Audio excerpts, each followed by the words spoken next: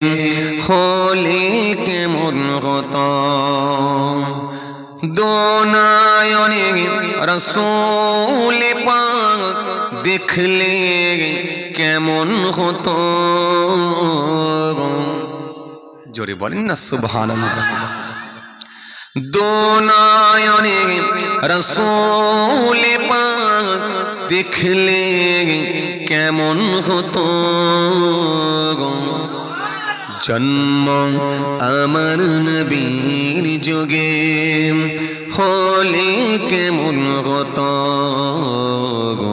জন্ম আমার নবীর যুগে হলে কেমন হতো আল্লাহুম্মা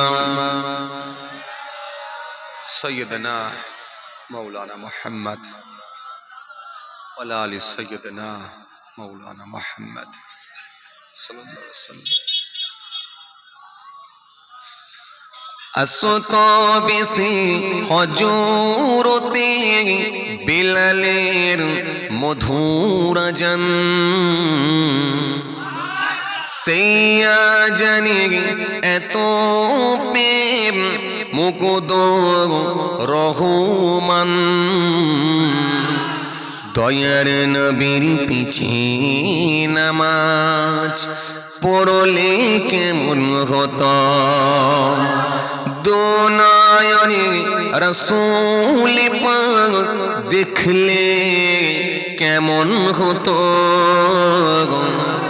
দোনায়নে রাসূল পাক দেখলে কেমন হতো জন্ম আমার নবীর যুগে হলে কেমন হতো জন্ম আমার নবীর যুগে হলে কেমন হতো আল্লাহুম্মা সাইয়্যিদানা মাওলানা মুহাম্মদ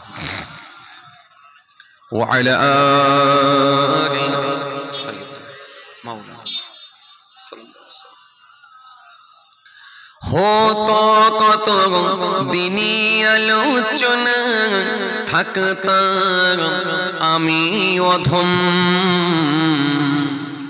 সামনে রাসূল পাক কত পাশে সাহাবীগণ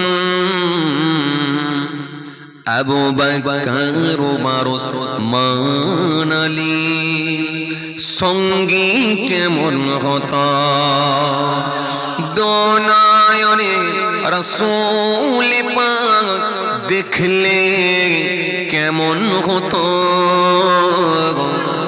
দোনায়নে রাসূল পাক দেখলে কেমন হতো জন্ম আমার নবীর যুগে হলে কেমন হতো জন্ম আমার নবীর যুগে হলে কেমন হতো আল্লাহুম্মা সাল্লি আলা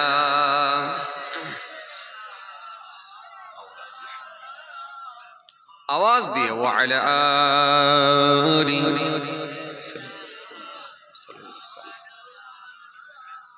وقال الله تعالى في كلامه المجيد والفرقان الحميد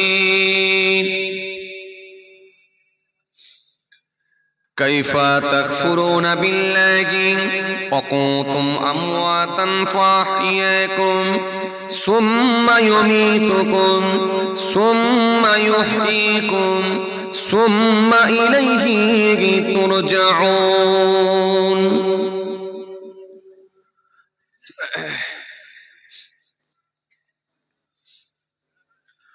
وقال النبي صلى الله عليه وسلم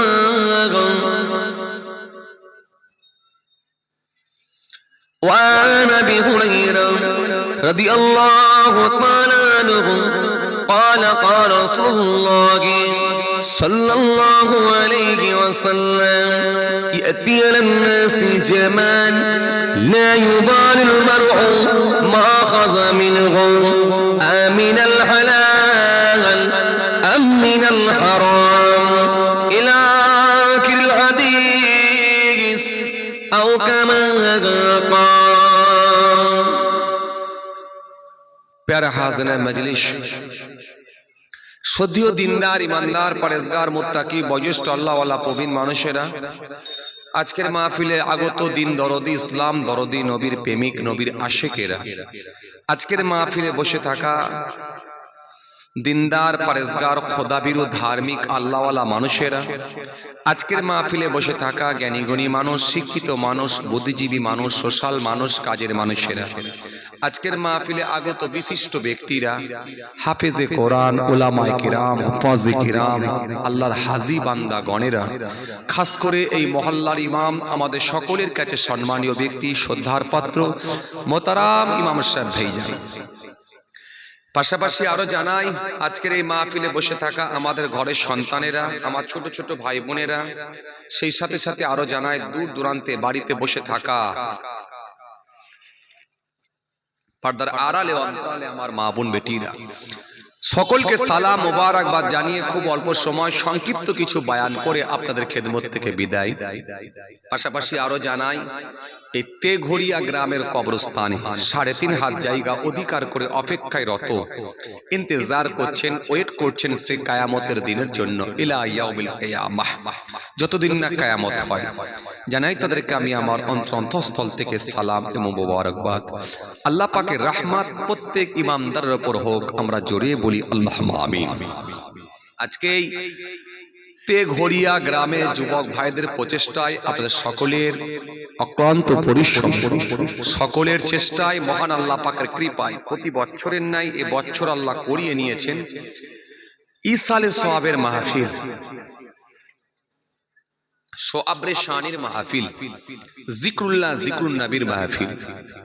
আমরা বেশ কিছু মানুষ এক জায়গায় জমায়েত হয়েছি, বেশ কিছু মানুষ এক জায়গায় সমবেত হয়েছি। আলহামদুলিল্লাহ, এই মাহফিলগুলো যখন আমরা পাই, আমরা কিছু মানুষ অন্তত গিয়ে বসি। এরকম মাহফিলে আমরা সুযোগ পেলে অবশ্যই অবশ্যই অ্যাটেন্ড করার চেষ্টা করি, কারণ নবীর প্রতি আমাদের একটা আন্তরিকতা আছে, একটা ভালোবাসা আছে। কারণ এই মাহফিলে বসলে আমরা জানি নিশ্চিতভাবে আমার আল্লাহ কিছু সওয়াবের হকদার করেন। এজন্য এই মাহফিলে এসে আমরা অন্তত এসে বসি। আমরা এই মাহফিল থেকে দূরে সরে যায় না, এই মাহফিল থেকে আমরা বিরত থাকি না। কারণ আমরা যখন সুযোগ পাই, আমাদের বাড়ির আশেপাশে যখন এরকম মাহফিলগুলো হয়, কিছু মানুষ অন্তত আমরা এই মাহফিলে গিয়ে অবশ্যই অবশ্যই অ্যাটেন্ড করি।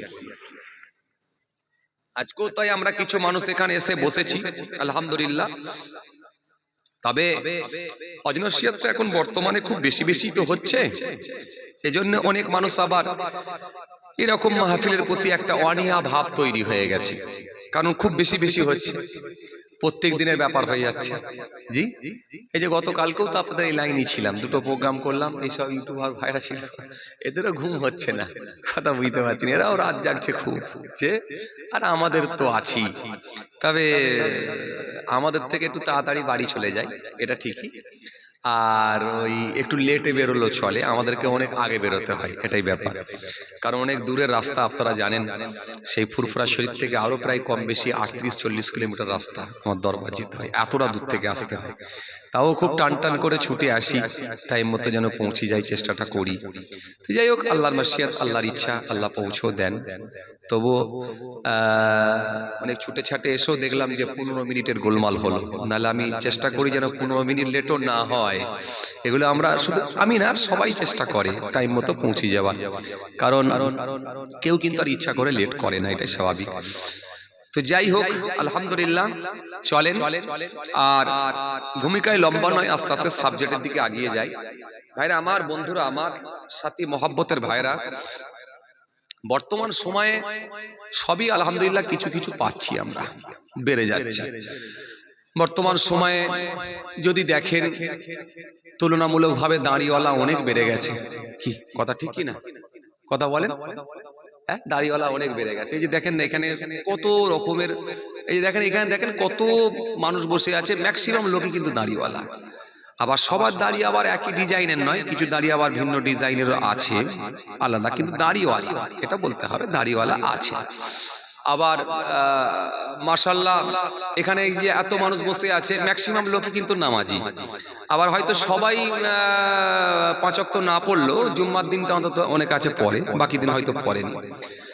আবার জুম্মার দিনে আবার সবাই হয়তো 22 রাকাত পড়েনি, কেউ হয়তো 2 রাকাতও পড়ে চালিয়ে দেয়। তাহলে মোটামুটি মসজিদও যাতায়াত করা অভ্যাসটা, কথা বলছেন না কেন, সেটা তো আছে। তাহলে মোটামুটি আমরা যে একেবারে যে ইসলাম থেকে দূরে সরে গেছি এমনটা নয়, আমরা টাচ রেখেছি, কিন্তু এই টাচ যেটা রেখেছি এটা আমাদেরকে একটু ভালো করে রাখতে হবে, ভালো করে রাখতে হবে, এমন ভাবে নিতে হবে যাতে করে খুব সহজ ভাবে নিতে হবে, কঠিন ভাবে নয়, কঠিন ভাবে নয়। ইসলাম ধর্মটাকে খুব সহজ ভাবে নেন, খুব সহজ ভাবে নেন, আপনাকে খুব সহজ ভাবে নিতে হবে, খুব চাপের কাজ নয়। কিন্তু ভাইরা আমার, যদি খুব সহজ ভাবে আপনি নিতে পারেন ইনশাআল্লাহ আল্লাহ রাজি হলে আল্লাহ পাশ করিয়ে দিতে পারেন, সেটা আল্লাহর মাশিয়াত, আল্লাহর ইচ্ছা, এটা দুনিয়ার কোনো মানুষের ক্ষমতা নাই। সহজভাবে কেমন করে নেবেন? মনে করুন যেটা আল্লাহ আপনার আমার জন্য আমাদের সকলের জন্য বাধ্যতামূলক করেছেন, মানে মাস্ট করতেই হবে, এটা কোনো ক্ষমা নাই, এর কোনো অজুহাত নাই, কোনো অজুহাত আপনি দিতে পারবেন নাই, এটা মাস্ট আপনাকে করতেই হবে, বাধ্যতামূলক।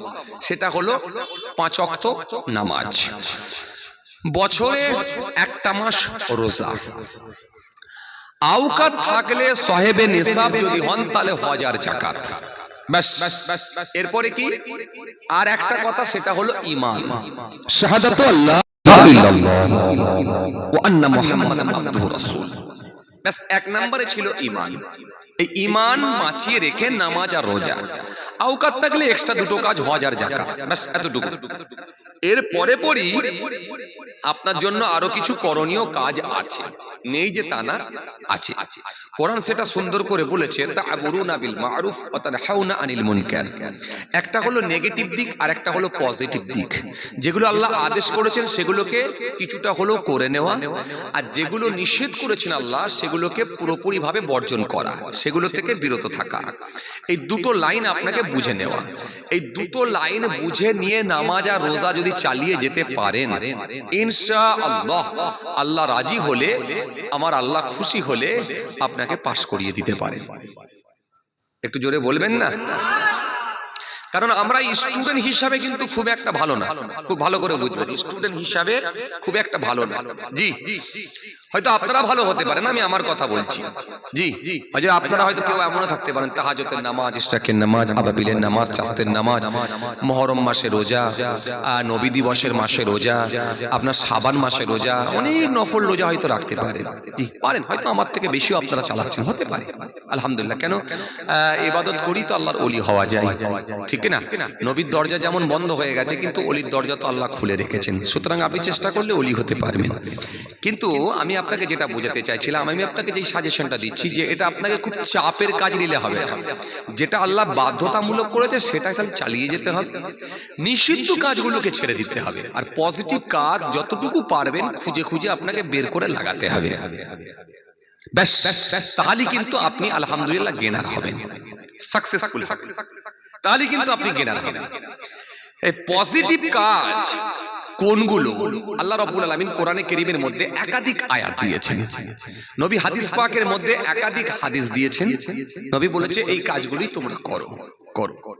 আল্লাহ কোরআনের মধ্যে বলেছেন, ও আবুদুল্লাহ ওয়া লা তুশরিকু বিহি শাইয়্যা ওয়া বিল ওয়ালিদাইনি ইহসান ওয়া বিযিল কুরবা ওয়াল ইয়াতামা ওয়াল মাসাকিন ওয়াল জারিল কুরবা ওয়াল জারিল জুনুব ওয়াস সাহিবি বিল জানবি ওয়া ইবনিস সাবিল ওয়া মা মালাকাত আইমানুকুম ইন্নাল্লাহা লা ইউহিব্বু মান কানা মুখতালান ফাখুরা। আল্লাহ কোরআনের মধ্যে সুন্দর করে এইরকম ভাবে যদি আপনি খুঁজে দেখেন একাধিক পজিটিভ আয়াত দিয়েছেন, এগুলো করো, এগুলো করো, এগুলো করো, এগুলো করো, করো, এগুলো করো।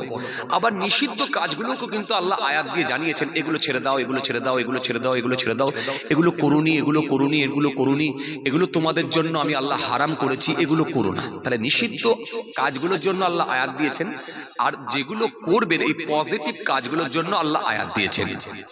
এক কথায় কম বেশি প্রায় 500 আয়াত দিয়েছেন খালি আদেশ আর নিষেধ। 500 আয়াত খালি দিয়েছেন কম বেশি প্রায় আদেশ আর নিষেধ। কথা বুঝে গেল? আর বাকি আয়াতগুলো হিস্ট্রি অফ পাস্ট, অতীতের ইতিহাস।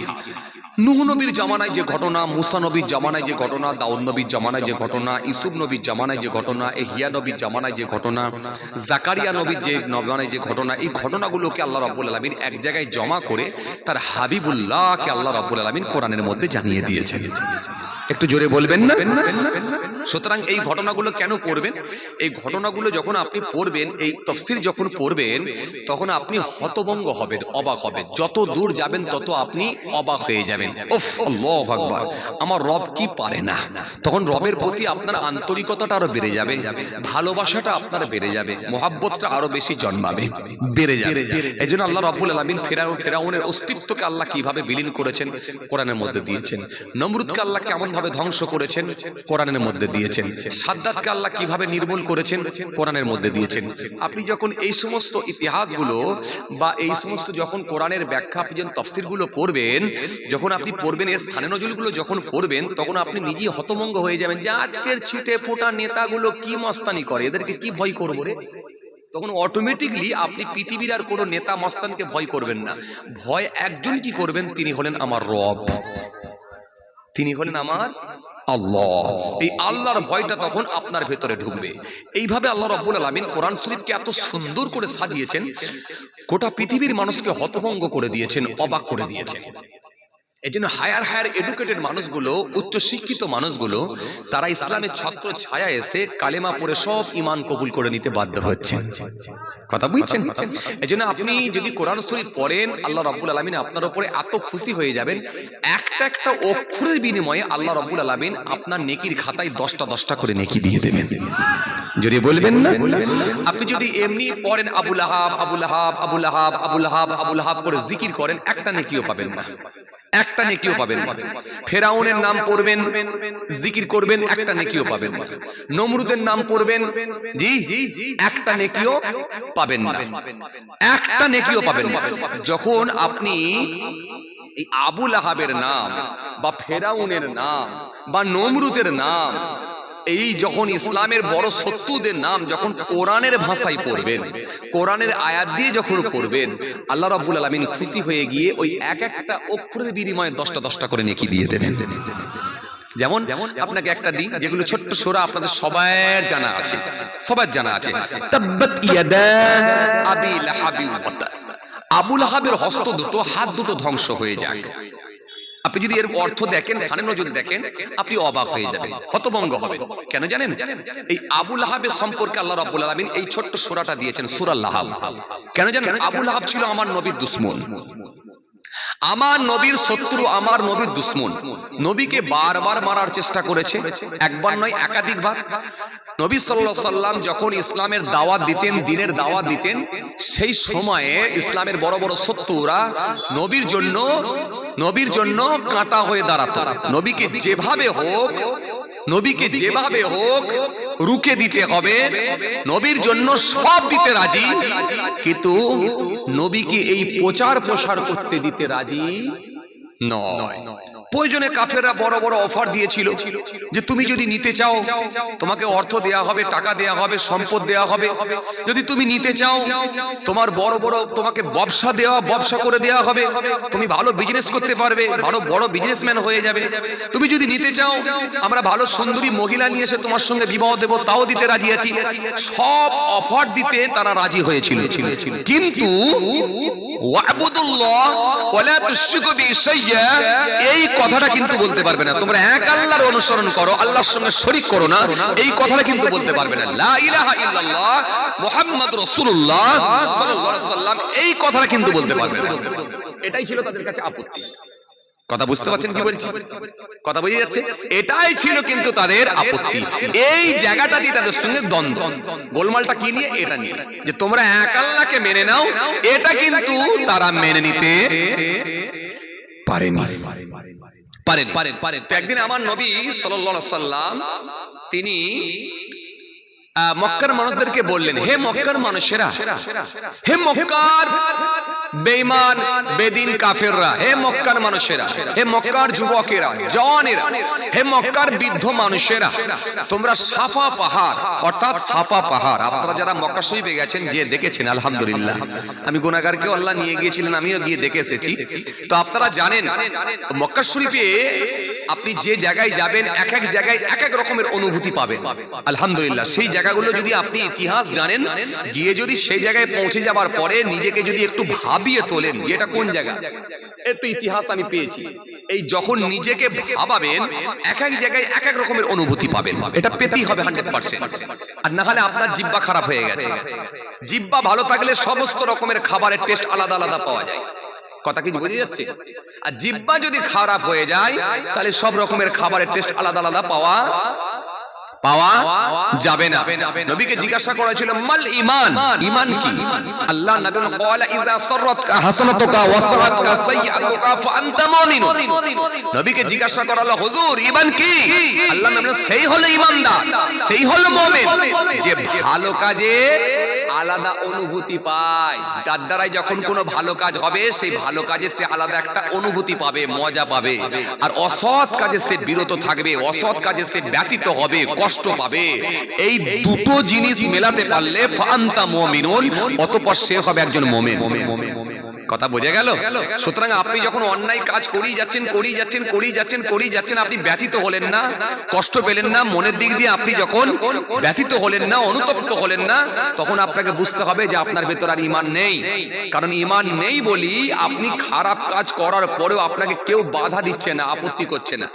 আর আপনার ভেতরে ঈমান থাকলে কি হবে? আপনাকে খারাপ কাজ করতে দেবে না। একটা খারাপ কাজের দিকে আগালি আপনার মনের ভেতরে একটা বাধা সৃষ্টি হবে, কেউ না কেউ বাধা দেবে, এটা অন্যায় হচ্ছে, কিন্তু এটা ভুল করছিস, কিন্তু আর ভুল করে ফেললেই সে কিন্তু আবার আল্লাহর কাছে ব্যথিত হয়ে অনুতপ্ত হয়ে ফিরে আসবে, চোখের পানি ছেড়ে কেঁদে কেঁদে বলবে আল্লাহ তুমি মাফ করে দাও, ক্ষমা করে দাও।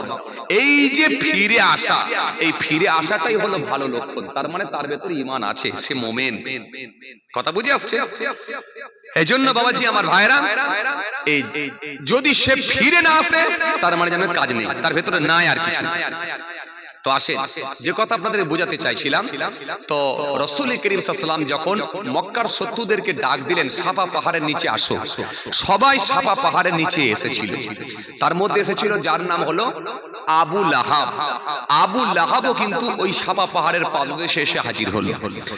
নবী সাল্লাল্লাহু আলাইহি ওয়াসাল্লাম তিনি সাফা পাহাড়ের উপরে উঠলেন, উঠে বলেন ওয়া'বুদুল্লাহ ওয়ালা তুশরিকু বিহি শাইয়্যা, তোমরা এক আল্লাহর অনুসরণ করো, আল্লাহর সঙ্গে কেউ শরীক করো না। এই কথাটা বলার সাথে সাথে আবু লাহাব পাথর তুললো, আমার নবীকে হত্যা করবে, আমার নবীকে মেরে ফেলবো, নবীকে মেরে ফেলবো, নবীকে মারবে, নবীকে হত্যা করবে। চিৎকার মেরে বলতে লাগলো তুমি কি এই কথা বলার জন্য সারাদিন আমাদেরকে রোদ্রে দাঁড় করিয়ে রেখেছিলে? মুহাম্মদ সাল্লাল্লাহু আলাইহি ওয়াসাল্লাম তুমি ধ্বংস হও, ধ্বংস হও, ধ্বংস হও। নবী সেই সময় একটু মনটা খুব খারাপ হয়ে গেল, আল্লাহ নবী একটু ব্যথিত হলেন, মনের দিক দিয়ে খুব কষ্ট পেলেন, মনটা আমার নবীর খুব খারাপ হয়ে গেছে। হে তরুণী নওজওয়ান জামাকেরা, হে আমার মুরব্বিয়ানেরা, বাবারা শুনে কে দিন, বাবারা চিনে কে দিন, আমার নবীর মনটা বড় খারাপ হয়ে গেছে। আমার নবী মনের দিক দিয়ে ব্যথিত হলেন, বড় কষ্ট পেলেন, আমার নবীর মনটা বড় খারাপ, আমার নবীকে মারার জন্য পাথর তুলেছে। আমার নবী আর থাকতে পারলেন না, মনটা বড় খারাপ হয়ে গেছে। কিন্তু আমার রাসূলুল্লাহ কোনো উত্তর দিলেন না, কোনো প্রতিবাদ করলেন না। মুহূর্তের মধ্যে আমার আল্লাহ জানিয়ে দিলেন, ও আমার হাবিব, ও আমার দোস্ত, ও আমার বন্ধু, প্রতিবাদ আপনাকে করা লাগবে না। প্রতিবাদ করার জন্য আমি আল্লাহ আপনার জন্য যথেষ্ট। প্রতিবাদ তো আমি করব, কারণ আপনি তো আমার বন্ধু। আর বন্ধু বন্ধুকে চেনা যায় কখন? বিপদের সময়।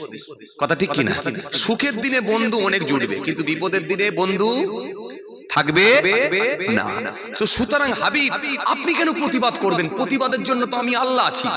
তখন আমার আল্লাহ পাক এই সূরাটা, ছোট্ট সূরা নাজিল করেছিলেন। কি? সূরা লাহাব।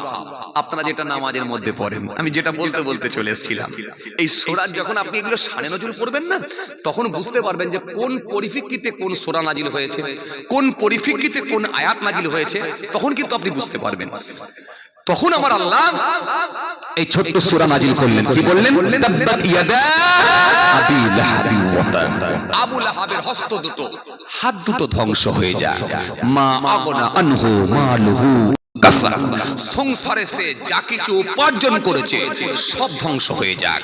সায়াসলা নারান জাতা লাহাবি, অতি সত্বর আমি আল্লাহ তাকে জাহান্নামের আগুনে নিক্ষেপ করব। আমরাতুহু, তার সঙ্গী তার স্ত্রীকেও করে দেব। কোন স্ত্রী?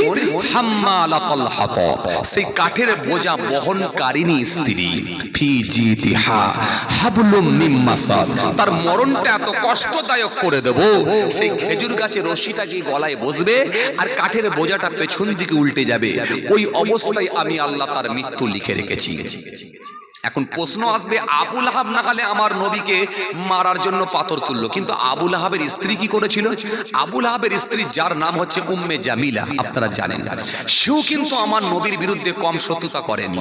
এই উম্মে জামিলা যখন কাঠ বিক্রি করার জন্য যেত, পাড়াতে পাড়াতে পাড়াতে পাড়াতে গিয়ে গ্রামে গ্রামে গ্রামে গিয়ে মুহাম্মদ সাল্লাল্লাহু বড় খারাপ লোক, মুহাম্মদ সাল্লাল্লাহু বড় নোংরা লোক, মুহাম্মদ সাল্লাল্লাহু বড় বাজে লোক ইত্যাদি ইত্যাদি করে আমার নবীর বিরুদ্ধে কুরুচিকর মন্তব্য করত, নবীকে নিয়ে বেফাস মন্তব্য করত, নবীকে নিয়ে নানা রকম অপপ্রচার চালাতো, নবীর বিরুদ্ধে নানা রকম মন্তব্য করত, নবীর যে পথ দিয়ে হেঁটে হেঁটে যেতেন ওই পথেতে কাঁটা বিছিয়ে দিত।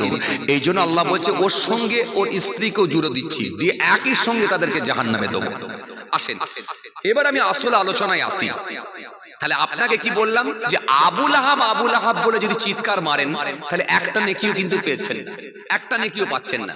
যখন আপনি সেটা কোরআনের ভাষায় পড়বেন, আবি লাহাবি ওয়া তাব, আমার আল্লাহ রাজি হলে, খুশি হলে ওই আবু লাহাবের নামটা পড়ার জন্য, জি, আল্লাহ ইচ্ছা করলে প্রত্যেকটা অক্ষরের বিনিময়ে 10টা 10টা করে নেকি দিবেন। জোরে বলবেন না, আরো জোরে বলবেন না। যে রাসূল বলছেন, আমি বলছি না বল আলিফ হার, আমি বলছি না আলিফ লাম মিম, একটা শব্দ এটা বলছি না, বল আলিফ হার ওয়া লাম হার ওয়া মিম হার। ইমামদার যদি এতটুকু তেলাওয়াত করে আলিফ লাম মিম, আমার আল্লাহ ইচ্ছা করলে তার নেকির খাতায় 30টা নেকি লিখে দেবে। ইমানদার যদি এতটুকু তেলাওয়াত করে বিসমিল্লাহির রহমানির রহিম, আমার আল্লাহ ইচ্ছা করলে তার নেকির খাতায় 190টা সওয়াব লিখে দেবেন। তাহলে সওয়াব কিন্তু অনেক ছড়িয়ে আছে, আপনি তুলে নিতে পারলে ইনশাআল্লাহ কাজ। আমি আপনাকে কি বলেছিলাম, স্টুডেন্ট হিসাবে আমরা কিন্তু ভালো নয়, আমাদের শর্ট কোশ্চেন কিন্তু ছাড়া যাবে না। শর্ট কোশ্চেন মারলি ছাকা নাম্বার। এটা যখন মাদ্রাসায় আমরা যখন পড়াশোনা করতাম, টিচার যখন পড়াতো, টিউশন মাস্টারও কিন্তু বলতো, ভাই এই ছেলে শর্ট কোশ্চেন ছাড়বি নি, বড় প্রশ্নগুলো না পারলেও টাচ করবি, কিন্তু শর্ট কোশ্চেন ছেড়ে দিবি নি। কেন? শর্ট কোশ্চেন ছাড়লে নাম্বার পাবি নি, শর্ট কোশ্চেনে তুই একদম ছাকা নাম্বার পাবি। এই জন্য শর্ট কোশ্চেনটা কোন স্টুডেন্ট ছেড়ে দেয় না। তো সুতরাং আপনাকে আমি কি বললাম, তাহলে এগুলো কিন্তু আপনি ছোট ছোট করে ইচ্ছা করলে তুলে দিতে পারবেন, খুব চট করে আপনার খাতা ভর্তি হয়ে যাবে। কথা বুঝতে পারলেন? আসেন, এবার আপনাকে আমি কি বোঝাতে চাইছিলাম, তাহলে প্রত্যেকটা অক্ষরের বিনিময়ে আপনি 10টা 10টা করে নেকি নেকি পেয়ে যাবেন। এবার আসেন, যদি কোনো ব্যক্তি কাউকে শোয়ার বলে গালাগালি দেয়, যদি কোনো ব্যক্তি কাউকে খিঞ্জির বলে, কি করবে? লাঠি নিয়ে দৌড়ে আসবে। আসবে কি আসবে? তোর এত বড় হিম্মত, তুই আমাকে শোয়ার বলে গালাগালি দিলি, এই কথা বলছেন না কেন? বলবে কি বলবে না? লাঠি নিয়ে আসবে। কিন্তু যদি আপনি কোরআনের ভাষায় পড়েন, কি পড়েন? ইন্নামা হারামা আলাইকুমুল মাইতাতা ওয়াদ-দামা ওয়া লাহমাল খিনজির ওয়া মা উহিল্লা বিহি লিগায়রিল্লাহ। যদি পড়েন তখন কি হবে? আল্লাহ কিন্তু ওই খিনজিরের নাম পড়লেও আল্লাহ প্রত্যেকটা অক্ষরের বিনিময়ে 10টা করে নেকি দেবে। তাহলে নেকি তোলা কত সহজ, বুঝতে পারছেন? তাহলে প্রত্যেকটা অক্ষরের বিনিময়ে আমার রব রাজি হলে আপনার নেকির খাতায় নেকি দেবে। আপনি পড়লেন ইন্নামা, নিশ্চয়, হারামা, হারাম করে দেয়া হয়েছে, আলাইকুম, তোমাদের জন্য, মাইতাতা, মৃত জানোয়ার, ওয়াদ-দামা, প্রবাহিত রক্ত, ওয়া লাহমাল খিনজির, শুকরের গোশত, শুকরের মাংস। আপনি যদি এগুলো পড়েন তাহলে প্রত্যেকটা অক্ষরের বিনিময়ে আল্লাহ নেকি দিয়ে দেবেন। তাহলে এটা কিন্তু এই রকম, আপনাকে আমি কি বললাম, নেগেটিভ আয়াতও এসেছে আর পজিটিভ আয়াতও এসেছে। তার মানে এটা হারাম সম্পর্কে আল্লাহ আয়াত দিয়েছে। কথা বুঝে গেল? তাহলে সুতরাং আপনি যদি এইভাবে আপনি যখন কোরআন শরীফ পড়বেন, আল্লাহ প্রত্যেকটা অক্ষরের বিনিময়ে আপনার নেকির খাতায় নেকি দিয়ে দেবেন। জোরে বলবেন না? আরো জোরে বলবেন না? 1880 সালে, জি ভাইরা আমার ভালো করে শুনে রেখে দেন, এই 1980 সালে আপনাদের জানা আছে, জি ফ্রান্সের একজন বিখ্যাত ডক্টর, যার নাম হলো ডক্টর মারিস মোকাইল।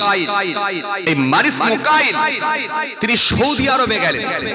সৌদি আরব থেকে ঘুরে আসার পরে সৌদি আরবে গেলেন। সৌদি আরবে যাওয়ার পরে সৌদি আরবের জমিনে একটা কনফারেন্স হয়েছিল। এই কনফারেন্সে পৃথিবীর বিভিন্ন দেশ থেকে,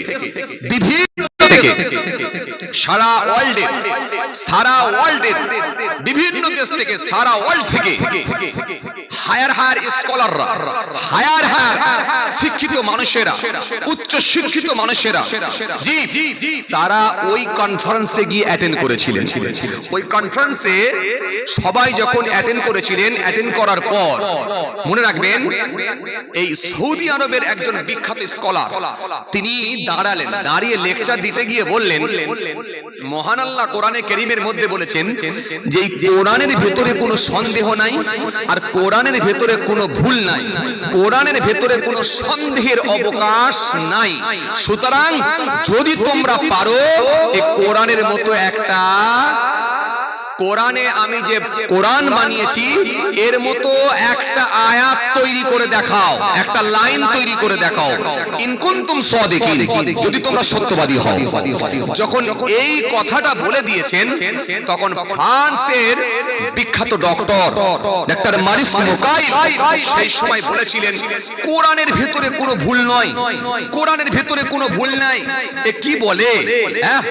এই 1500 বছর আগেকার কোরআন ও কিতাব কোরআন, আবার এ বলে তার মধ্যে কোনো ভুল নাই। যত রকমের কি বলে পুস্তক আছে, কারণ পুস্তকের ভেতরে কিছু না কিছু ভুল ত্রুটি আছে, সংশোধন সংযোজন হয়েছে, আর এ বলে কোরআনের ভেতরে কোনো ভুল নাই।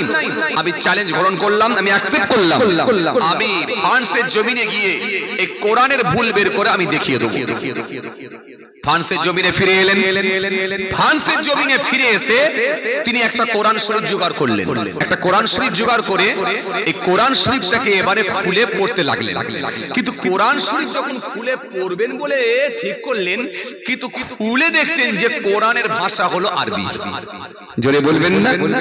কোরআনের ভাষা হলো আরবি, কিন্তু তিনি ছিলেন ইংরেজি ভার্সনের মানুষ, তার ল্যাঙ্গুয়েজ ছিল ইংরেজি, কিন্তু ইংরেজি জামানের বা ইংরেজি ভার্সনের মানুষের জন্য মানুষ, কিন্তু তিনি আরবি ভার্সন বা আরবি জামানের মানুষ নয়। তো আরবি পড়বেন কি করে? তো আরবি পড়বেন কি করে? তিনি হতভম্ব হয়ে গেলেন, আমি পড়বো কি করে আরবি? আরবি পড়তে পারি না, না পড়লে কি ভুল বের করা সম্ভব? ভুল বের করা সম্ভব না, কিন্তু কোরআনের ভুল আমাকে বের করে দেখাতেই হবে। এই চ্যালেঞ্জ গ্রহণ করলাম, কেন তিনি তো উচ্চ শিক্ষিত মানুষ ছিলেন, এই জন্য কোরআনের ভুল বের করবেন বলে তিনি এবারে প্রিপারেশন নিলেন যে আমি কোরআনের ভুল বের করব। কিন্তু কোরআনের ভাষা হলো আরবি, তিনি আরবি পড়তে পারছেন না। এজন্য মহানবী সাল্লাল্লাহু আলাইহি ওয়াসাল্লাম বলেছেন তোমরা তিন কারণে আরবির গুরুত্ব দাও। কয় কারণে? জোরে বলো, কয় কারণে? তিন কারণে। নবী সাল্লাল্লাহু আলাইহি ওয়াসাল্লাম বললেন তিন কারণে তোমরা আরবির গুরুত্ব দাও। এক নম্বরে কি? এক নম্বর হলো আমি রাসূলুল্লাহ, আমার জবানের ভাষা হলো আরবি। জোরে বলতে পারেন না? একটু একটু আওয়াজ করে হবে না? এক নম্বরে আমি রাসূলুল্লাহ, আমার জবানের ভাষা হলো আরবি। আমি নবী পাক, আমার জবানের ভাষা হলো আরবি। দ্বিতীয় নম্বর হলো আল্লাহর কোরআনের ভাষা হলো আরবি। জোরে হয় না? আরো জোরে হয় না? তিন নাম্বার, তৃতীয় নাম্বার হলো মানুষ যখন কবরে চলে যায়, এই কবর থেকে নিয়ে একেবারে কিয়ামত হাসর, একেবারে কিয়ামত হাসর, একেবারে জান্নাত পর্যন্ত, জান্নাতের ভেতরে একটাই ভাষা চলবে, সেটা হলো আরবি। এজন্য মানুষ যখন মারা যায় তাকে প্রশ্ন করা হবে আরবিতে, উত্তর হবে আরবিতে। আপনি যে দেশেরই মানুষ হন না কেন, যে কোনো কান্ট্রি, যে কোনো দেশের মানুষ হন না কেন, মারা যাবার পরে আপনার জবানের ভাষা আল্লাহ করে দেবেন আরবি।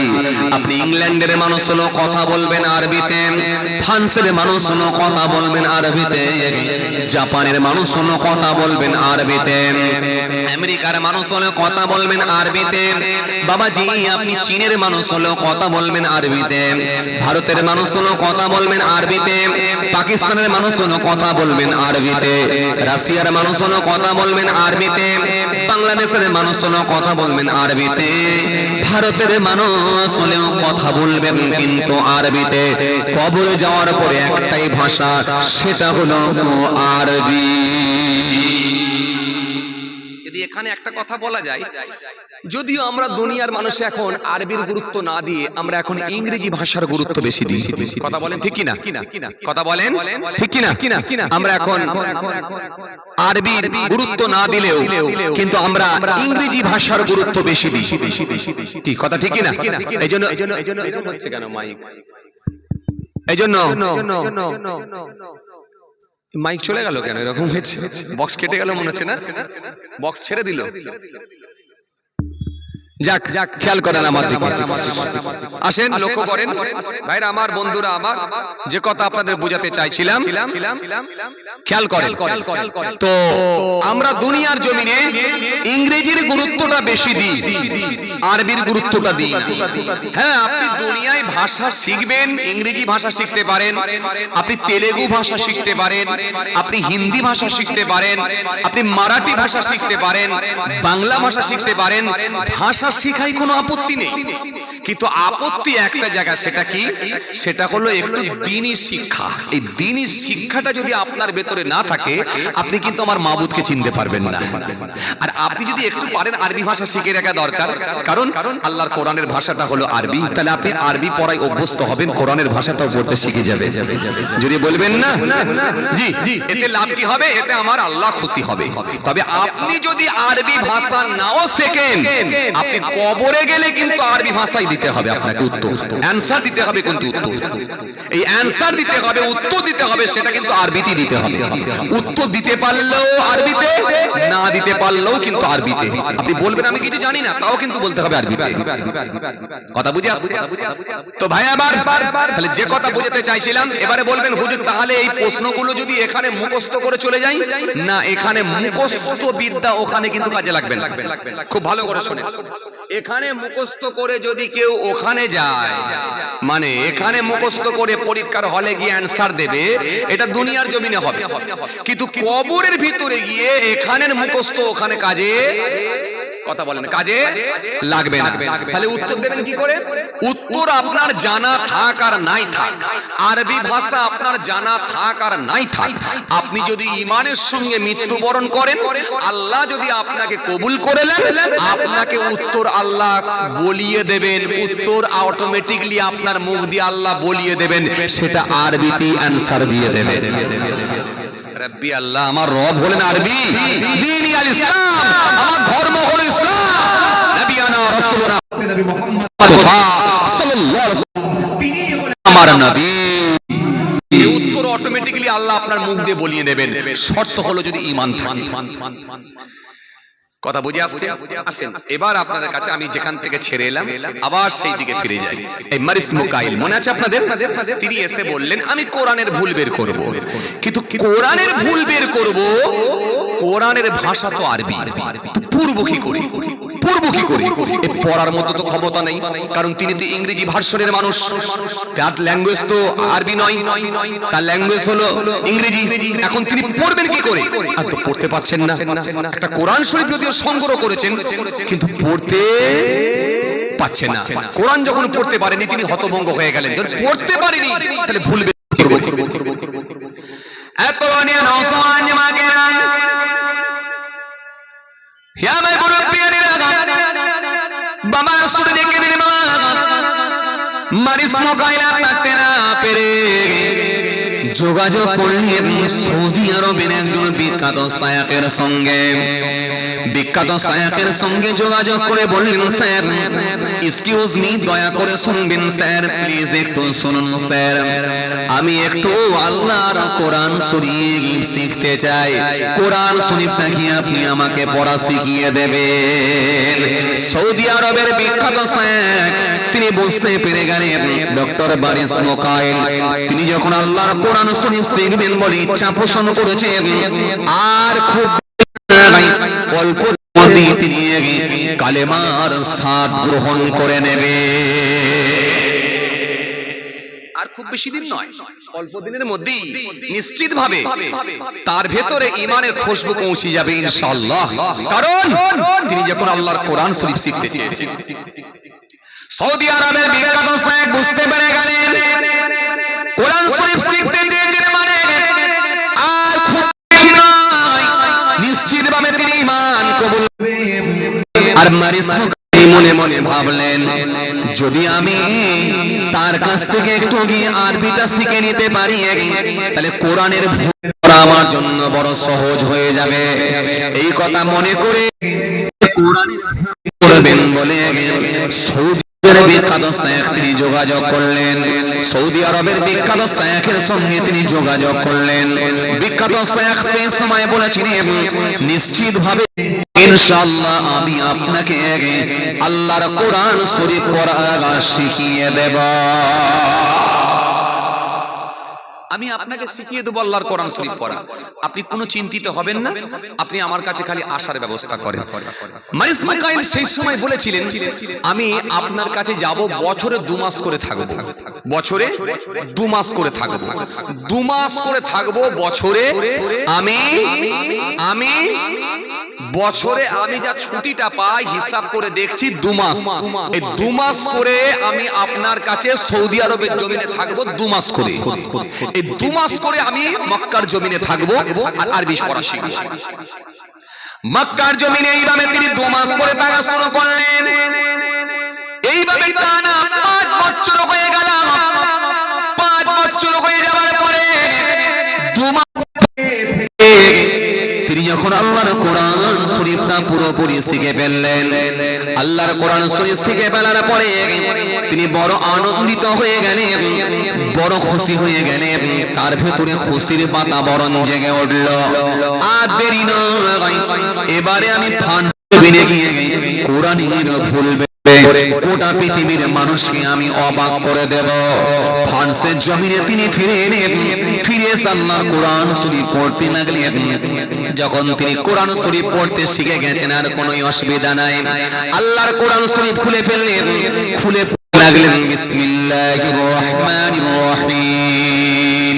যখন তিনি পড়তে শুরু করলেন, প্রথমে পড়লেন কি আলহামদুলিল্লাহি রাব্বিল আলামিন, সমস্ত প্রশংসা সে আল্লাহ তাআলার জন্য যিনি সারা জাহানের রব। আর রহমানির রহিম, তিনি বহুত মেহেরবান দয়ালু। মালিক ইয়াউমিদ্দিন, বিচার দিনের মালিক। ইয়্যাকা না'বুদু, আমরা শুধু তোমারই ইবাদত করি। ওয়া ইয়্যাকা নাস্তাঈন, তোমারই কাছে সাহায্য চাই। ইহদিনাস সিরাতাল সিরাতাল মুস্তাকিম, তুমি আমাদেরকে সহজ সরল পথ দেখাও। সিরাতাল লাযিনা আন'আমতা আলাইহিম, ওই সব লোকেদের পথ দেখাও যাদেরকে তুমি নিয়ামত দিয়েছো। গায়রিল মাগদুবি আলাইহিম ওয়ালাদ-দাল্লিন, যাদের উপর গজব পড়েনি, পথহারা পথভ্রষ্ট যারা হয়নি। জোরে বলেন, আরো জোরে বলেন। মারিস মুকাইল যখন কোরআন শরীফ পড়তে লাগলেন, বিসমিল্লাহির রহমানির রহিম দিয়ে স্টার্ট করলেন, সূরা ফাতিহা দিয়ে শুরু করলেন। পড়তে পড়তে পড়তে পড়তে পড়তে পড়তে একেবারে মিনাল জিন্নাতি ওয়ান নাস সিন দিয়ে শেষ করলেন। সূরা নাস দিয়ে যখন শেষ করে দিলেন, ওখানে পড়েছিলেন বে দিয়ে স্টার্ট করেছিলেন, আর এখানে সিন দিয়ে শেষ করলেন বে সিন, ব্যাস যথেষ্ট। আল্লাহ বলছেন যা কিছু দরকার আমার কোরআন খুঁজে খুঁজে বার কর। আরো জোরে, আরো জোরে।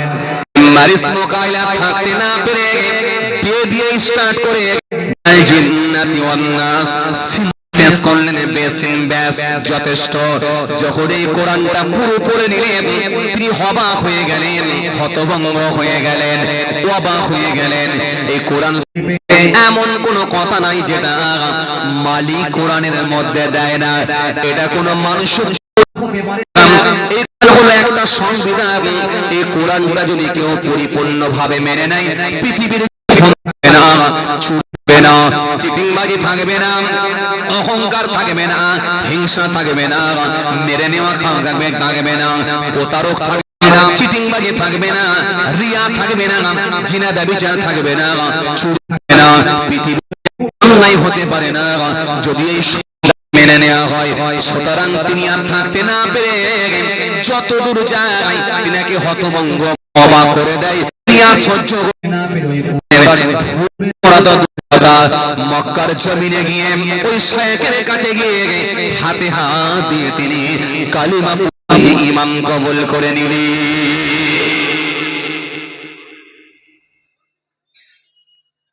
এই জন্য ভাইরা আমার, আজকে কিছু মানুষ তারা বোঝে না, ইসলাম ধর্মকে নিয়ে কুরুচিকর মন্তব্য করে, ইসলামকে নিয়ে নেগেটিভ কমেন্ট করে, ইসলামকে নিয়ে ছোট করার চেষ্টা করে, ইসলামকে কলুষিত করার চেষ্টা করে।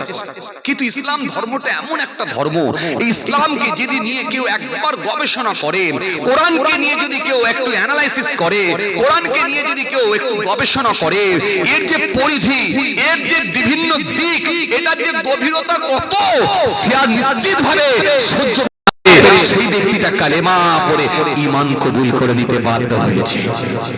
জোরে বলতে পারেন না?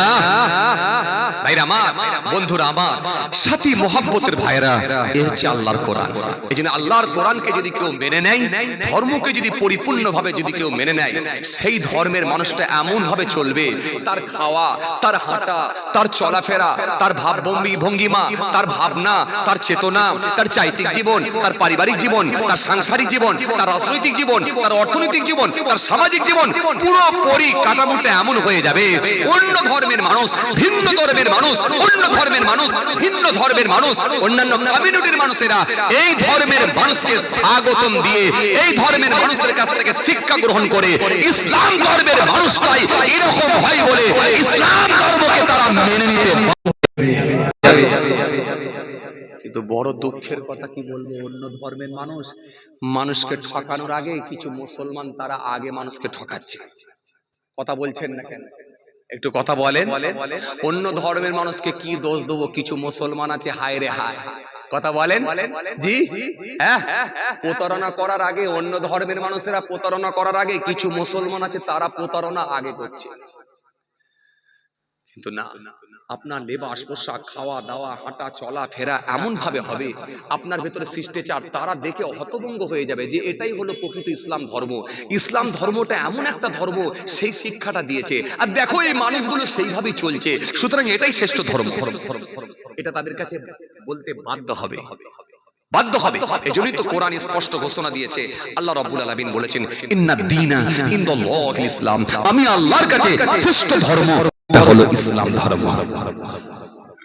ভাইরা আমার, বন্ধুরা আমার, সাথী মহব্বতের ভাইরা, যে কথা আপনাদের বোঝাতে চাইছিলাম, তাহলে এই কোরআন শরীফ এমন একটা সংবিধান আল্লাহ দিয়েছেন, এই কোরআন শরীফকে যদি কেউ পরিপূর্ণভাবে যদি মেনে নিতে পারে, ধর্মের বিধান যদি পরিপূর্ণভাবে মেনে নিতে পারে, নিশ্চিতভাবে সেই লোকটি সোজা পথের প্রতীক হয়ে যাবে। জোরে বলবেন না? একটু জোরে বলবেন না? এই কোরআন আপনাকে সব দেখিয়ে দেবে, সব দেখিয়ে দেবে। কিন্তু বড় দুঃখের সঙ্গে বলতে হয়, আমরা একটা শ্রেণীর মানুষ সে কোরআনের আইন কিন্তু মেনে নিতে পারলাম না।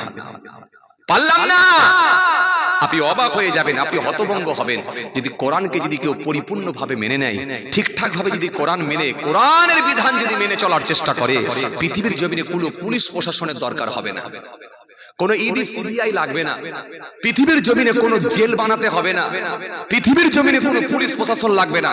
কারণ একটাই, সেটা হচ্ছে আল্লাহর কোরআনের আইন। জোরে বলবেন না? আরো জোরে বলবেন না? যেটা মক্কা শরীফের মানুষ কোরআনের আইনকে মেনে নিয়েছে, এই জন্য সে দেশে কোনো অন্যায় হয় না।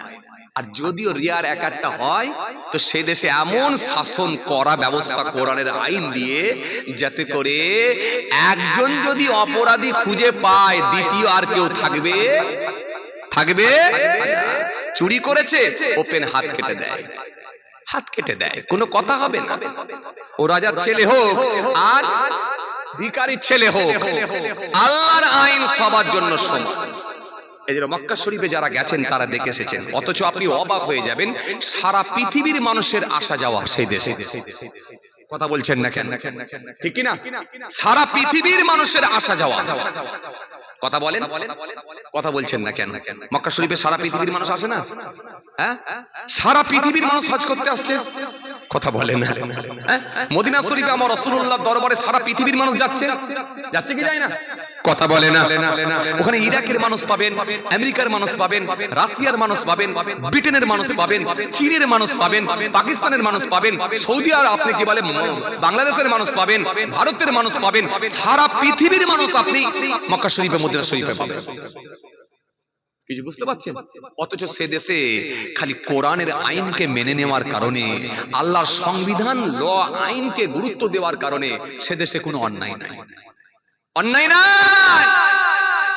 যদিও কোনো অপরাধীকে চিহ্নিত করা যায়, যদি রেয়ার হয়, তো তার সাজা এমন ভাবে দেওয়া হয় কোরআনের আইন অনুযায়ী, আর দ্বিতীয় কোনো অপরাধী খুঁজে পাবেন না। আমি নিজে মিলিয়ে দেখেছি, আপনি অবাক হয়ে যাবেন। আপনাকে আমি একটা দৃষ্টান্ত তুলে ধরতে পারি, আপনি অবাক হয়ে যাবেন। জি, মক্কা শরীফে, মদিনা শরীফে সারা রাত দিন মানুষ হই হই করছে। যারা হজ করতে গেছে সারা দিন রাত মানুষ হই হই করছে। রাত্রিরে 2টোর সময় যদি কোনো মহিলা ইচ্ছা করে যে আমি একটা উমরা করব, খুব ভালো করে বুঝবেন, যদি মনে করে দিনের বেলা একটা উমরা করেছি, রাত 2টোর সময় আর একটা উমরা করব, সেই মহিলাটা যদি মনে করে আমি একটা উমরা করব, সে একা একা গিয়ে উমরা করতে পারবে। আলহামদুলিল্লাহ। আয়েশা মসজিদে যাবে, ওখান থেকে ঘুরে আসবে, ঘুরে এসে কাবা বাইতুল্লাহ চত্বরে চলে আসবে, এসে তওয়াফ করবে, হাজরে আসওয়াদে চুমা দেবে, তওয়াফ করবে, 2 রাকাত নামাজ পড়বে, জি, সাফা মারওয়া শাহি করবে, সারা রাত ধরে একা ঘুরবে। লিখে রেখে দেন, ওই মহিলার উপরে স্পর্শ করার মতো ক্ষমতা কারণ নয়। একটা মহিলা সেখানে এত সুরক্ষিত। জোরে বলতে পারেননি? আরো জোরে বলতে পারেননি? আমার দেশে তো দিনের বেলা থেকে কিডন্যাপ হয়ে যায়। কথা বলছেন না কেন?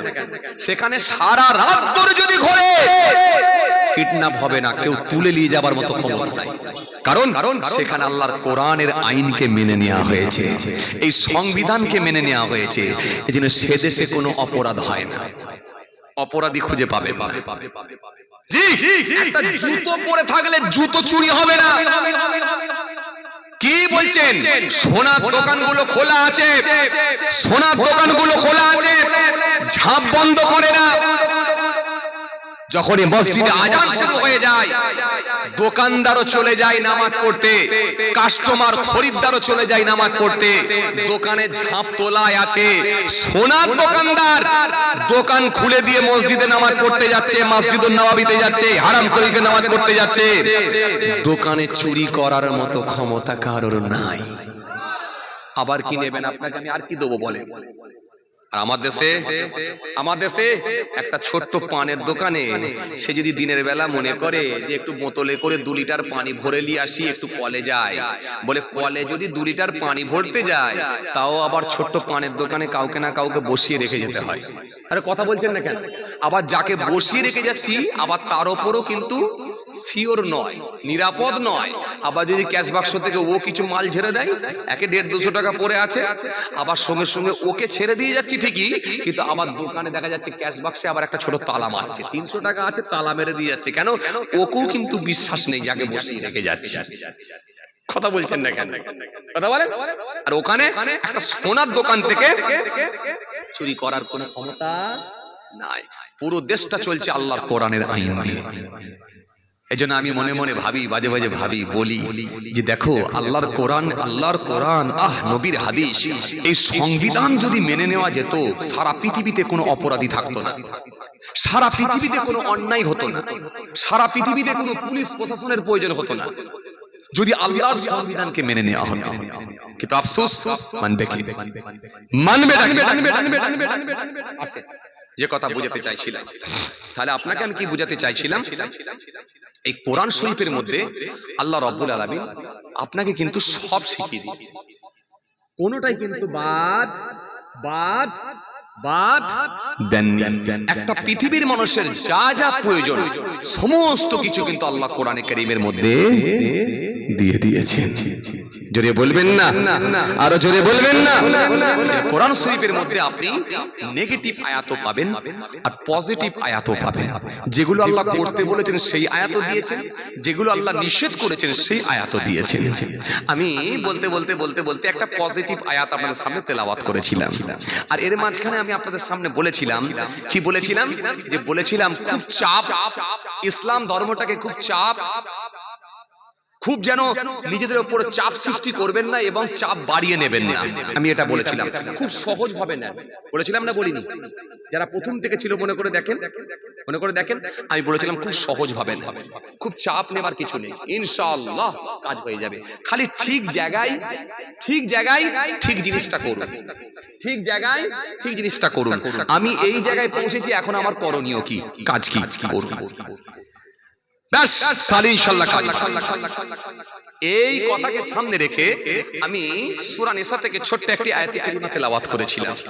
এই পজিটিভ আয়াতের কথা বলতে গিয়ে এই পজিটিভ আয়াতটাকে সামনে রেখে আমি ছোট্ট একটি আয়াতে কারিমা তেলাওয়াত করেছিলাম, আর পাশাপাশি বুঝিয়েছিলাম যে কোরআন শরীফ, কোরআন এমন একটি গ্রন্থ, এমন একটা পুস্তক যার মধ্যে কোনো ভুল নাই। আর কোরআন শরীফকে নিয়ে যারা গবেষণা করেছে তারাই কিন্তু কলেমা পড়ে ঈমান কবুল করে নিয়েছে। আসেন এই ছোট্ট যে আয়াতে কারিমা তেলাওয়াত করেছিলাম, আসুন এবার আমি সেই আয়াতে কারিমার দিকে এগিয়ে যাই। হে তরুণী নওজওয়ান মাকেরা, হে আমার মুরব্বিয়ারা, বাবারা শুনে কে দিন, বাবারা শুনে বাবা, আল্লাহ রাব্বুল আলামিন কোরআনে কারীমের মধ্যে পৃথিবীর মানুষের যা যা প্রয়োজনীয় সব কিছু কিন্তু কোরআনের মধ্যে দিয়ে দিয়েছেন। আমার আল্লাহ সুন্দর করে বললেন, ওয়াবুদুল্লাহ ওয়া লা তুশরিকু বিহি শাইয়্যান ওয়া বিল ওয়ালিদাইনি ইহসান। আল্লাহ সুন্দর করে বললেন, তোমরা এক আল্লাহর অনুসরণ করো, আল্লাহর সঙ্গে কেউ শরীক করো না। এটা হলো ফার্স্ট নাম্বার, 1 নাম্বার কথা। কেননা আল্লাহর কাছে যত গুনাহ আছে, আমার আল্লাহ রাব্বুল আলামিনের কাছে সবথেকে বড় ধরনের পাপ হলো, সেটা হলো শিরিক। শিরিকের আল্লাহ maaf করবেন না। শিরিক ছাড়া ইচ্ছা করলে আল্লাহ সমস্ত রকমের গুনাহকে তার বান্দা বান্দীদেরকে ক্ষমা করে দিতে পারেন, কিন্তু শিরিকের গুনাহ আল্লাহ maaf করবেন না। শিরিকের অনেক দিক আছে, শিরকি আকবার আছে, শিরকি আছে। আমি পূর্বের ক্যাসেটে শিরিক সম্পর্কে ধারাবাহিক আলোচনা করেছি। কম বেশি প্রায় কোরআন হাদিস থেকে 2.5-3 ঘন্টা ধরে আমি শিরিকের উপরে খালি আলোচনা করেছি। পারলে আপনারা মোবাইলে সার্চ করবেন পীরজাদা মাহফুজুল্লাহ হোসাইনি শিরিক প্রসঙ্গ নিয়ে লিখবেন শিরিক প্রসঙ্গ, সঙ্গে সঙ্গে দেখবেন আপনার সামনে চলে আসবে। শিরিক নিয়ে আমি কম বেশি প্রায় 2.5-3 ঘন্টা ধরে আলোচনা করেছি। কোন কথায় কথায় শিরিক হয়, কোনগুলো হলো শিরিকি কথাবার্তা, কোনগুলো হলো শিরিকি কাজ, শিরিকি আকবার কোনগুলো, শিরিকি আসগার কোনগুলো, একাধিক সুন্দর করে আলোচনা করেছি। কোরআন থেকে আয়াত দিয়েছি, ইন্নাল্লাহা লা ইয়াগফিরু ওয়া ইয়াগফিরু ذلك لمن يشاء ومن يشرك بالله فقد افترى إثما عظيما إن الله لا يغفر أن به ويغفر ما دون ذلك لمن يشاء وما يشرك بالله فقد ضل ضلالا بعيدا। আমি এরকম একটা নয় একাধিক আয়াত এবং হাদিসকে সামনে রেখে শিরকে আমি ধারাবাহিক আলোচনা করেছি।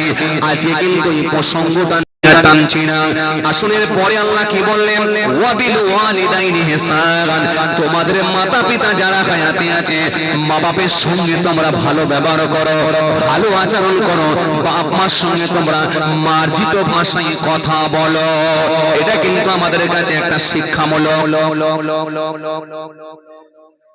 এই জন্য আমাদের প্রত্যেকটা যারা যুবক আছেন, প্রত্যেক যে সমস্ত যুবক ভাইরা আছেন, ও যুবক ভাইরা, আপনাদের প্রত্যেকের কাজ হবে শ্বশুর শাশুড়িকে আপনি ভালোবাসবেন, নিশ্চিতভাবে শ্বশুর শাশুড়িকে আপনি ভালোবাসা দেবেন। আমি আপনাদের বাধা দেব না।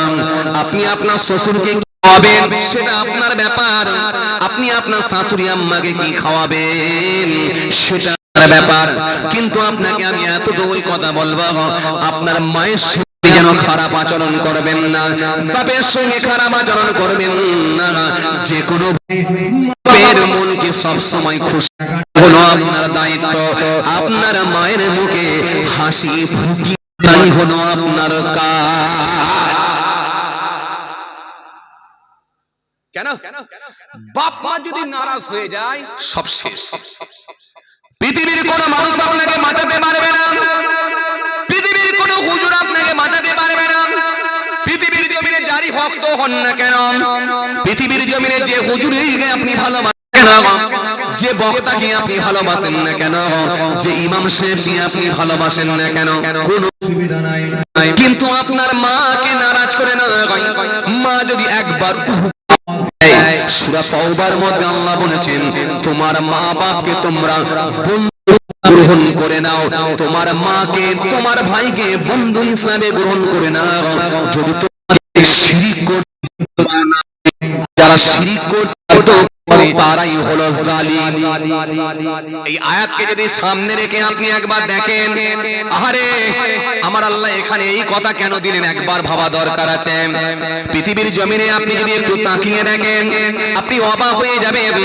এমন ফ্যামিলি আছে দেখবেন, আপনি অবাক হয়ে যাবেন, বাপ হয়তো ঈমান কবুল করে না কিন্তু বেটা ঈমান কবুল করেছে। কথা বলছেন না কেন? হচ্ছে কি হয়নি? হচ্ছে কি হয়নি? পৃথিবীর অন্যান্য দেশের দিকে যদি তাকান, পাশ্চাত্য দেশের দিকে যদি তাকান, এমনও দেশের দিকে আপনি দেখতে পাবেন, এমনও মানুষের খবরগুলো আপনার সামনে এসে যাবে। যেহেতু সোশ্যাল মিডিয়ার যুগ, সব তথ্য আপনার হাতে এসে যাচ্ছে। বাপ হয়তো অমুসলিম, বাপ হয়তো মুসলমান নয়, কিন্তু বাপ ঈমান কবুল কিন্তু ছেলে হয়তো ঈমান কবুল করে নিয়েছে। এরকম ঘটনা অহরহ ঘটছে, ঘটছে। আবার হয়তো দেখা যাচ্ছে তার বিবি ঈমান কবুল করে না, ছেলে ঈমান কবুল করে না, কিন্তু বিবি ঈমান কবুল করে না, কিন্তু স্বামী ঈমান কবুল করে নিয়েছে।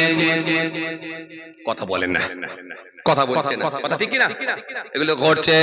এই জন্য আমার আল্লাহ সূরা তাওবার মধ্যে আয়াতটা দিলেন, দিয়ে বুঝিয়ে দিলেন, এই পৃথিবীর মানুষ ভালো করে শোনো, তুমি তোমার বাপকে ভাইকে বন্ধুভাবে গ্রহণ করে না, যদি তোমাকে কুফরি করে না করে, আর যারা কুফরি করবে তারাই হলো জালিম। তোমার বাপকে তুমি বন্ধু হিসাবে গ্রহণ করো, তোমার ভাইকে বন্ধু হিসাবে গ্রহণ করে নাও। তুমি ঈমান কবুল করেছো ঠিকই আছে, কিন্তু তোমার বাপ তার মানে ঈমান কবুল করার পরেও তোমার বাপকে তুমি খারাপ ব্যবহার করতে পারবে না। কত সুন্দর ভাবে তোমার বাপ তোমার মা তার সঙ্গে তুমি আচরণ করবে না, সেটা হলো তোমার বাপ তোমার মা, তাদেরকে তুমি বন্ধু হিসাবে গ্রহণ করে না। যদি কুফরি না করে, সুতরাং কুফরি করতে যদি বাধ্য না করে তাহলে তুমি তাদেরকে বন্ধু করে নিতে পারো। কথা বুঝে যাচ্ছে বাবাজি? এই কথা বুঝতে পাচ্ছেন? এজন্য নবী বললেন কি, দাওয়াতুল মাসলুম মুসাফির ওয়া দাওয়াতুল ওয়ালিদ আলা ওয়ালাদিহি। রয়েছে তিন শ্রেণীর মানুষের দোয়া কবুল হয়। এক নম্বর কি?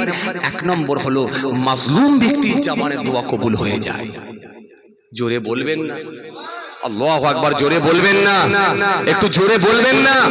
মাজলুম ব্যক্তি, যে ব্যক্তিটা জুলুমের শিকার হয়েছে, জুলুমের শিকার হয়েছে, খড়ের গাদায় কেউ আগুন লাগিয়ে দিয়েছে, কেউ তার বাড়ি ভেঙে দিয়েছে, কেউ তার গাড়িটাকে পুড়িয়ে দিয়েছে, কেউ তার জমিটাকে জোর করে দখল করে নিয়েছে। পৃথিবীর জমিনে যেখানে গেছে সেখানে সে ব্যর্থ হয়েছে, কোনো জায়গায় ন্যায় বিচার পায়নি, পঞ্চায়েতে বিচার পায়নি, কোর্টেতে বিচার পায়নি, প্রশাসনের দ্বারস্থ হয়েছে সেখানেও বিচার পায়নি। ওই মানুষটা যখন মসজিদে গিয়ে চোখের পানি ছেড়ে আল্লাহর দরবারে একটু কেঁদে কেঁদে বলবে, মাবুদ তুমি এর বিচার করো, কেঁদে কেঁদে যখন বলবে মাবুদ তুমি এর বিচার করো, তুমি এর বিচার করো, আমার নবী বলছে ওই মাজলুম ব্যক্তির জবানের দোয়াটা আল্লাহর দরবারে কবুল হয়ে যায়। একটু জোরে বলতে পারেননি?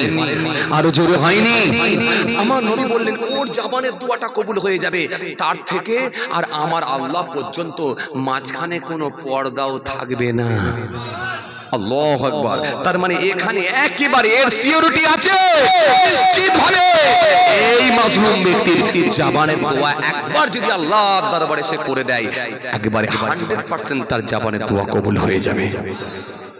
আর একটা কি নবী বললেন, মুসাফিরের দোয়া কবুল হয়ে যায়।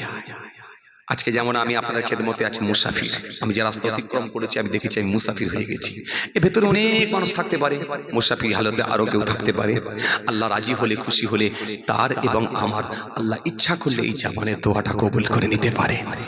তাহলে মুসাফিরের দোয়া কবুল হয়। এই মুসাফিরের কথা বলতে গেলে আবার একটু ব্যাখ্যায় আসতে হয়, কত কিলোমিটার গেলে মুসাফির হয় আর কতটা গেলে সে মুকিম থাকবে। এই মুসাফির আর মুকিম এ নিয়ে আবার একটু ব্যাখ্যায় আসতে হয়। কথা বুঝে আসছে বাবাজি আমার ভাইরা? আর মুসাফির যদি কেউ হয়ে যায়, মুসাফির হলে তার কি কি ফ্যাসিলিটি থাকে? যদিও আমি পূর্বের ক্যাসেটে এটা আলোচনা করেছি, ডিটেলস মুকিম আর মুসাফির নিয়ে আলোচনা করেছি, তো আপনারা অনেকেই হয়তো জানেন, তাই তো নাকি জানা আছে? তো চলুন, জানা যখন আছে থাক, তাহলে এই পর্যন্তই থাক। চলুন চলুন চলুন চলুন চলুন। তো এই মুসাফির আর মুকিমের হয়তো আপনাদের ব্যাপারটা জানা আছে, তো চলুন এটা তাহলে আমি আর বলতে যাচ্ছি না। তো যে কথা আপনাকে বুঝাতে চাইছিলাম, তাহলে মুসাফিরের জবানের দোয়াটা কবুল হয়। আর একটা যে পার্টটা নিয়ে আমার আলোচনা চলছিল সেটা হলো মা বাপের দোয়া 100% তার ছেলের জন্য আল্লাহ দরবারে কবুল হয়। একটু জোরে বলেন। তাহলে ছেলে মেয়ের জন্য মা বাপের দোয়া 100% কবুল হবে, এতে কোনো সন্দেহের অবকাশ নাই। এজন্য নবী বলেছে তিন শ্রেণীর মানুষের দোয়া কবুল হবে। তার মধ্যে এক নম্বরে হলো কি? জি, মাজলুম ব্যক্তির দোয়া, মুসাফিরের দোয়া আর মা বাপের দোয়া আল্লাহর দরবারে 100% কবুল হয়ে যাবে। এইবারে আপনি আপনার মাকে খুশি করবেন কি, বাপকে খুশি করবেন কি করে, এটা কিন্তু আপনাকে এই পদ্ধতিটা কিন্তু জেনে নিতে হবে। খুব ভালো করে শোনেন। দেখেন, জোর করে কিন্তু দোয়া পাওয়া যায় না। খুব ভালো করে শোনেন, জোর করে দোয়া পাওয়া যায় না। দোয়া পেতে হলে অন্তরটাকে খুশি করতে হয়। কি বলছি বুঝতে পারছেন? আমার দিকে তাকান। অন্তর খুশি করলে দোয়া বেরোয়। দোয়া মুখ থেকে নিতে হয় না, দোয়া হচ্ছে ভিতর থেকে নিতে হয়। কথা বলে না। দোয়া কোথা থেকে নেবেন? ভিতর থেকে, অন্তর থেকে। অন্তর থেকে দোয়া নিতে হয়। দোয়া কিন্তু জবান থেকে হয় না, দোয়া হয় অন্তর থেকে। জোরে বলতে পারেন না? আরো জোরে হয় না? দোয়া কিন্তু ভিতর থেকে হয়, দোয়া কিন্তু মুখ থেকে হয় না। আসেন, এবার আমি আপনাদের সামনে কি বলেছিলাম, একটা পজিটিভ আয়াতকে সামনে রেখে কিছু আলোচনা করছি। ওয়াবিল ওয়ালিদাইনি ইহসান, এরপরে কি ওয়াবিজিল কুরবা, তারপরে কি ওয়াবিজিল কুরবা ওয়াল ইয়াতামা মাসাকিন, এরপরে কি ওয়াল জারিজিল কুরবা ওয়াল জারিল জুনুব ওয়াসাহিবিল জানবি ওয়াবনিস সাবিল ওয়া মালাকাত আইমানুকুম ইন্নাল্লাহা ইউহিব্বু মান কানা মুখতালান ফাকুরা। এই আয়াতকে সামনে রেখে পজিটিভ আয়াতটাকে থেকে আমি কিছু আলোচনা করছি আপনাদের সামনে, ভালো করে শুনুন। এইবারে মায়ের সঙ্গে আপনি দোয়া নেবেন কি করে, এই পদ্ধতিগুলো জেনে রাখো। এই যুবকরা, এই পদ্ধতি জেনে রাখো। মা বাপ যদি রেগে যায়, রেগে গেলে তুমি ওই রেগে যাওয়ার সময় বাপ মার সামনে যেন উঁচু আওয়াজে কথা বলতে যাবে না। খুব ভালো করে শোনো, এই যুবক খুব ভালো করে শোনেন। এই ছেলে কি হলো, কি খুঁজছো, কি খোঁজাখুঁজি করছি গো? মোবাইল চাইছে? তাহলে ঘর থেকে ফোন এসছে, ঘর থেকে ফোন এসছে।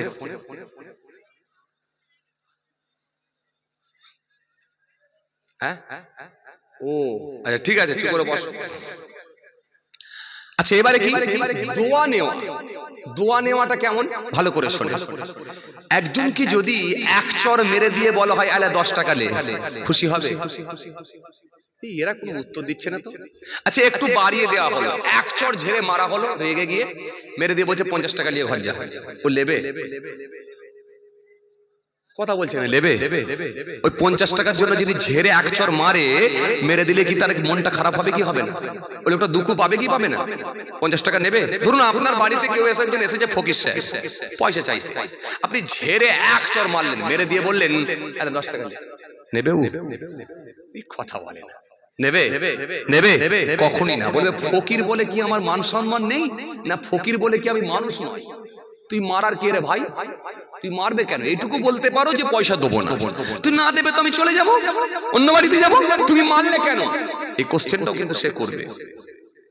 আর তারপরে আল্লাহর কাছে কি পাবে, শাস্তি পাবে না বেনিফিট পাবে, পুরস্কার পাবে না কি পাবে, সেটা তো আছেই, ওটা তো আছেই, ওটা তো ভিতরে গেলে পাবে। কিন্তু এখন ফকির সাহেবও কিন্তু পয়সা আপনার কাছ থেকে নেবে না, যেহেতু আপনি তাকে এক চর মেরেছেন। তাহলে এবার আসেন, এই মায়ের কাছ থেকে যখন দোয়া নেবেন এই পদ্ধতিটাও আপনাকে কিন্তু জানতে হবে। কোন পদ্ধতি অবলম্বন করলে আপনার মা খুশি হবে, কোন পদ্ধতি অবলম্বন করলে আপনার আব্বা খুশি হবে। খুব ভালো করে শুনুন, এই বাপ মাকে খুশি করবেন কিভাবে এই পদ্ধতি জানতে হবে। বাপ হয়তো রেগে গিয়ে দুটো একটা কথা বলে দিয়েছে, আপনি চড়াও হয়ে গিয়ে তার থেকে উঁচু আওয়াজে কথা বললেন, বলে এমন চোখ দেখিয়ে কথা বললেন বাপকে ভয় খাইয়ে দিলেন। না, এটা কিন্তু কাম্য নয়। এই রকম কোনো আচরণ করবেন না, তাহলে কিন্তু আপনার বাপ একটু বদদোয়া করে দিলে ধ্বংস নিশ্চিত, আপনার মা একটু বদদোয়া করে দিলে ধ্বংস নিশ্চিত। এটা কিন্তু দোয়া পাওয়া যায় না।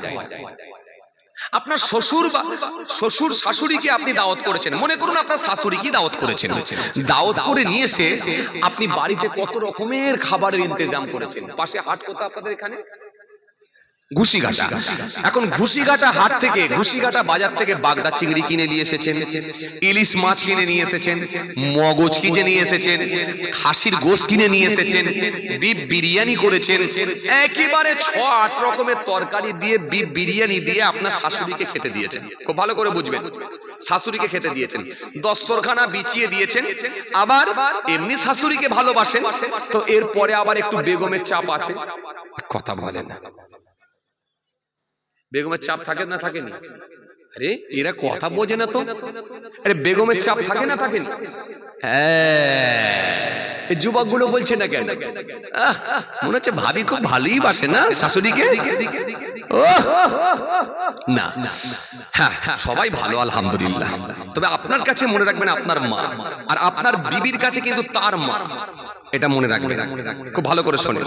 সুতরাং আপনি আপনার শাশুড়িকে ভালোবাসবেন, আপনার বিবি আবার তার শাশুড়িকে ভালোবাসবে। বিবি তো শাশুড়িকে 100% ভালোবাসা দরকার।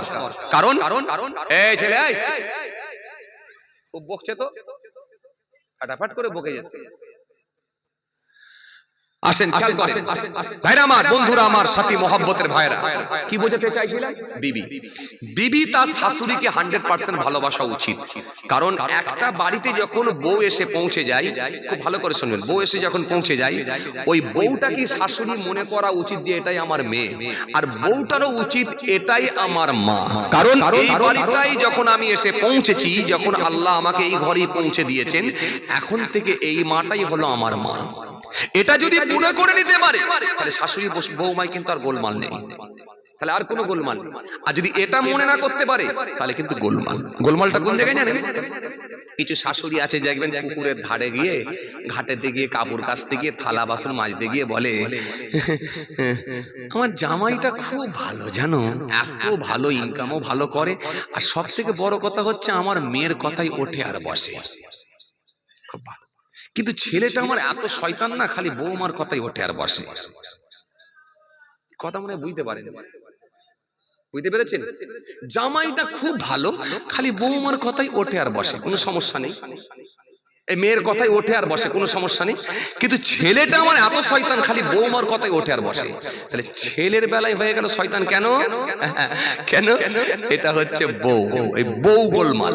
আর যখন এই খবরটা বৌমার কাছে পৌঁছে যাবে তখন কিন্তু গোলমাল লাগবে। যেমন আপনি মনে করে নিয়েছেন আপনার জামাই যেন আপনার মেয়েকে ভালোবাসে, এটা যেমন মনে করে নিয়েছেন, তেমন মনে করে নেওয়া উচিত আমার ছেলেও যেন আমার বৌমাকে ভালোবাসে। আপনি যেমন আপনার মেয়েকে শেখাবেন, এ মেয়ে তুমি জামাইকেও খুশি রাখবে আর তোমার শাশুড়িকেও খুশি রাখবে, সুতরাং আপনি এই বৌমাকেও শেখাবেন, হে বউ তুমি আমার ছেলেকেও খুশি রাখবে, আমাকেও খুশি রাখবে। গোলমাল আর হবে না। এই জন্যই গোলমাল। এই গোলমালগুলো আস্তে আস্তে কাটাতে হবে, জানেন তো? গোলমাল কাটিয়ে উঠুন, গোলমাল কাটিয়ে উঠুন। সমস্যা আসবে, সমাধান করুন। ঠান্ডা ব্রেনে সমস্যাগুলোকে সমাধান করুন। এই সমস্যা আসলে যেন ভেঙে পড়বেন না, সমস্যাগুলোকে কাটিয়ে উঠুন। জি আসেন, এইবার আমি কি বুঝাতে চাইছিলাম? মায়ের কাছ থেকে দোয়া নেওয়ার পদ্ধতি, এটা বুঝাতে চাইছিলাম, তাই তো? এবার আপনি যে আপনার শাশুড়িকে এত রকমের খাবারের আইটেম সবকিছু দিয়ে বসিয়ে রেখে, আর আপনার মা আছে কোথায় বলেন তো? মা আছে আপনার ছোট ভাইয়ের বাড়িতে, ছোট ভাইয়ের বাড়িতে। এখন ছোট ভাইয়ের যে ছেলেটা, সে এসে দেখে নিল, এসে দেখলো যে হ্যাঁ বড় আব্বার ঘরে বা বড় চাচার ঘরে কত রকমের রান্না হয়েছে, আর বড় চাচার শাশুড়ি এসেছে, এসে খাওয়া দাওয়া হচ্ছে। ছোট 8 বছরের ছেলেটা ঘরে গিয়ে তার মাকে বলে দিল, আর দাদিকে গিয়ে বলল, দাদি তোমাকেও বলে নে, আমাকেও একটু দিলুনি। দাদির মনটা খারাপ হবে না? হবে না? আরে কথা বলছেন না কেন? এই যে 17 রকমের আইটেম, 16 রকমের আইটেম, মাছ ভাজা, বাগদা চিংড়ি, ডিম ভাজা, সালাদ, বিরিয়ানি, মগজ ভাজা, কোফতা, টিকিয়া, এই যে 17 রকমের আইটেম করেছেন, যখন নিয়ে গিয়ে খবরটা যখন ওই বাচ্চা ছেলেটা যখন তার মাকে দিয়েছে, দাদিকে দিয়েছে, অটোমেটিকলি দাদির মনটা খারাপ হবে। আমি পাশেই আছি, একটু আমি মা বলে একটু দিয়ে পাঠালিনি, আর আমাকে একটু ডাকলিও নি, আর এক বাটি বলে তোর ভাইপোটাকেও দিয়ে পাঠালিনি। শুনছেন? ভাইপোটাকেও দিয়ে পাঠালিনি, তোর ভাইপোটাকে একটু বললিনি, আমাকে একটু বললিনি, আমি মা। মায়ের মনটা কিন্তু খারাপ, খুব ভালো করে শোনেন, মায়ের মনটা কিন্তু খারাপ হবে। এই মায়ের মনে যখন দুঃখ, যখন কষ্ট, যখন মায়ের মনের মধ্যে জেগে উঠবে, ওই সময় কিন্তু আর মাকে আপনি খুশি করতে পারবেন না। খুব ভালো করে শোনেন। এইবারে পরদিনে আপনি যখন কলকাতায় চলে গেলেন, কলকাতায় যখন যাবেন বলে ঠিক করলেন, মায়ের কাছে দেখা করতে গেলেন, মা কলকাতায় যাচ্ছি, মা তুমি আমার জন্য একটু দোয়া করো। মা হয়তো ছেলের মুখের দিকে তাকিয়ে বলবে, বেটা দোয়া করছি, কিন্তু গতকালকের কথাটা কিন্তু মা ভুলে যেতে পারবে না। শাশুড়িকে দাওয়াত করে 17 রকমের তরকারি দিয়ে খাওয়ালিয়ে নাকেতে আমার খুশবু এসে পৌঁছে গেল, তোর ভাতিজা এসে আমাকে খবর দিয়ে গেল, আমি মাই ঘরে পড়ে আছি, এক বাটি বলে তুই আমাকে দিয়ে গেলি না। খায় আর না খায় আলাদা কথা, আমাকে একটু হাতটা ধরে ডেকে নিয়ে গিয়ে তোর শাশুড়ি পাশেতে নিয়ে গিয়ে বসালি না। এই যে মায়ের মনের মধ্যে একটা দুঃখ। আরে যদি আপনি মায়ের কাছে দোয়া নিতে চান, ওই মায়ের জবান দিয়ে যদি দোয়াও বেরোয়, কিন্তু অন্তর থেকে কখনো দোয়া বেরোতে পারে না। এজন্য বাবাজি আমার ভাইরা, হুমা জান্নাতুকা ওয়া নারুকা, তোমাদের পিতামাতা তোমাদের জন্য জান্নাত, তোমাদের পিতামাতা তোমাদের জন্য জাহান্নাম। এত রোডিয়া বাবাজি আমার ভাইরা, ভালো করে শুনে রেখে দিন। বাপ নারাজ হয়ে গেলে, মা নারাজ হয়ে গেলে, আল্লাহ নারাজ হয়ে যায়। আর বাবা যদি না আপনার পক্ষে চলে আসে, আল্লাহ স্বয়ং আপনার পক্ষে চলে আসে। পৃথিবীর নবী বললেন, তোমার পিতামাতা তোমার জন্য জান্নাত, তোমার পিতামাতা তোমার জন্য জাহান্নাম। বাপ মা খুশি, স্বয়ং আল্লাহ পাক তোমার উপর খুশি হয়ে যাবে। জোরে হয় না? আরেকটু জোরে হয় না? আরেকটু জোরে হয় না? আপনার কাজ হলো মা বাপকে যে কোনো ভাবে খুশি করা। তাহলে এখানে আপনার মা অসন্তুষ্ট হয়ে গেল, খুশি করতে পারলেন না। এবারে যদি আপনি আপনার মাকে যদি বলেন, মা কলকাতায় চলে যাচ্ছি, একটু দোয়া কর, মায়ের ভেতর থেকে আর দোয়া আসবে না। যখন দেখলেন মা কিছু বলছে না, তখন আবার ঘুরিয়ে বলছেন, মা কলকাতায় চলে যাচ্ছি, একটু কড়া করে দোয়া কর। অনেকে আবার বলে না কড়া করে দোয়া, কথা বলেন। আমাদেরকেও মাঝে মাঝে বলে, জানেন তো হুজুর একটু কড়া করে দোয়া করবে। আমি বলি কড়া করে কি দোয়া করবো গো? আমার কাছে তো কড়া টরা কিছু নেই, কড়া খুন্তি নেই। আছে সূরা ফাতিহা শরীফ আছে, সূরা ইখলাস শরীফ আছে, সূরা নাস শরীফ আছে, আয়াতুল কুরসি আছে, সূরা ইয়াসিন শরীফ আছে, এগুলো আছে, কিন্তু কড়াও নেই খুন্তিও নেই। তুমি কি নেবে বলো দেখি? আছে না কিছু মানুষ কড়া করে। তাহলে এখানে যদি আপনার মাকে বলেন কড়া করে দোয়া কর, আপনার মা কিন্তু দোয়া করতে পারবে না, ওই ভেতর থেকে দোয়া বেরোবে। এবারে আসুন ভিতর থেকে দোয়া বেরোবে কেমন করে, চলেন আমি আপনাকে একটুখানি বুঝিয়ে দিই। মনে করুন পৌষ মাসের ঠান্ডা কি মাঘ মাসের কনকনে ঠান্ডা। এই মাঘ মাসের কনকনে ঠান্ডাতে আপনার মা যে ঘরেতে ঘুমিয়ে আছে বা শুয়ে আছে, রাত 11:30 বাজছে, আপনি ওই ঘরের মধ্যে দরজাখানা ঠেলে দিয়ে ভিতরে ঢুকে গেলেন। ঢুকে গিয়ে একবার আওয়াজ দিয়ে বললেন, মা মা মা তোমাকে কি ঠান্ডা লাগছে? হঠাৎ করে দেখা যায় কম্বলটাকে একটু বা কাঁথাটাকে চাদরটাকে একটু সরিয়ে দিয়ে চোখটা বের করে বলছে, বেটা ঠান্ডা খুব একটা আমাকে লাগে না। যখন বলেছে খুব একটা ঠান্ডা লাগে না, তখন আপনাকে বুঝে নিতে হবে নিশ্চিত ভাবে আমার মাকে ঠান্ডা লাগছে। এবার আপনি ঘরের চারিদিকটা তাকিয়ে তাকিয়ে দেখলেন কোন দিক দিয়ে ঠান্ডা ঢুকছে। যখন আপনি তাকিয়ে দেখলেন জানালাটা আছে, কিন্তু জানালার নিচে পোটিংটা খারাপ হয়ে গেছে, পোটিংটা খুলে খুলে চলে গেছে, পোটিংটা শুকিয়ে গিয়ে ঝরে ঝরে পড়ে গেছে। আপনার মনে হলো এর নিচে দিয়ে হয়তো হাওয়া ঢুকতে পারে। ছেঁড়া একটা কাপড় ছেঁড়া নিয়ে এসে ওই ফাঁকা জায়গাগুলো একটু ঠিলে ঠিলে দিয়ে ছিদ্রগুলো বন্ধ করে দিলেন। বন্ধ করে দিয়ে বললেন, মা ছিদ্র তো বন্ধ করে দিয়েছি মা, মনে হয় আর হাওয়া ঢুকবে না।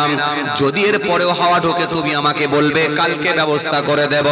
মা তুমি আজকে একটু ঘুমিয়ে যাও বলে মাকে আপনি শুইয়ে দিয়ে সান্ত্বনা দিয়ে আপনি আপনার নিজের রুমে কামরার মধ্যে চলে গেলেন। পরদিন সকাল হয়ে গেল, মনটা চাইলো গত রাত্রে মা বলেছিল সেরকম ঠান্ডা লাগে না, তার মানে হয়তো নিশ্চয় আমার মাকে ঠান্ডায় লাগছে। আপনি আর কোনো কথা না বলে ঘুষিকাটা মার্কেটে চলে গেলেন কিংবা মালঞ্চ মার্কেটে গেলেন।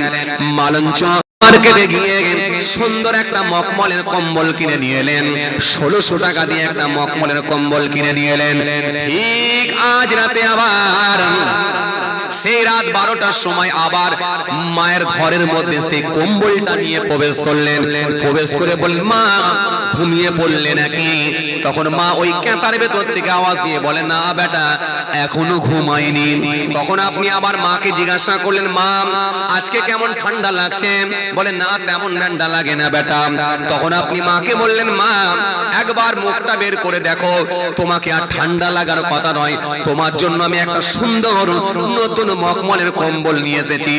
বলে আর কিচ্ছু বলতে হবে না, বলে ওই কম্বলটাকে নিয়ে পা থেকে মাথা পর্যন্ত চাপা দিয়ে দিলেন। চাপা দিয়ে বললেন, মা কালকে আমাকে রেজাল্ট দেবে, ঠান্ডা আর লাগবে না।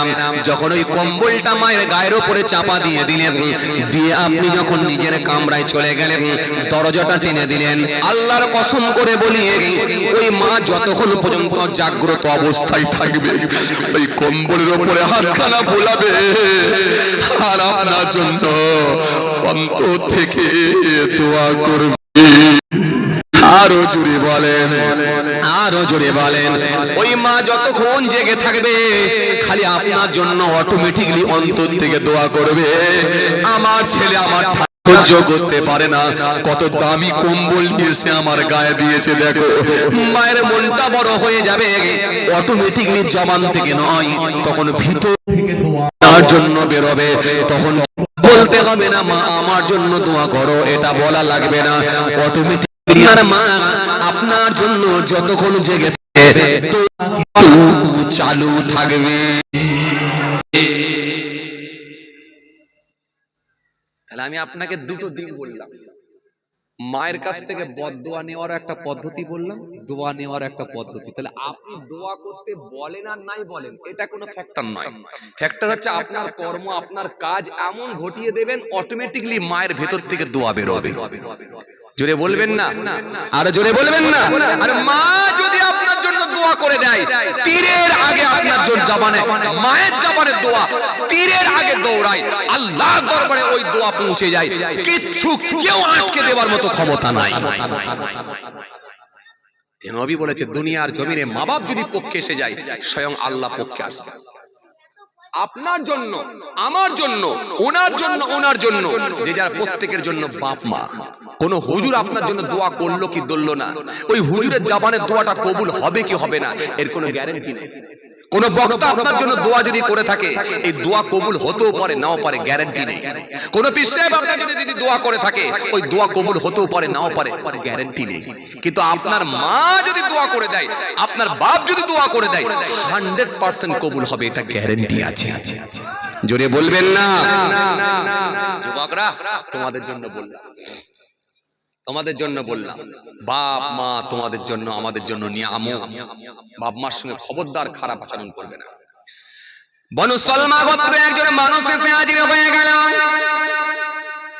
বনু সালমা গোত্রে একজন মানুষ এসে আমার নবীকে এসে সালাম দিলেন, আসসালামু আলাইকুম ইয়া রাসূলুল্লাহ, ইয়া হাবিবাল্লাহ। হুজুর বিয়াদবি নেবেন না হুজুর, হুজুর আমার মা বেঁচে নাই, আমার বাপ বেঁচে নাই, কবরে চলে গিয়েছে।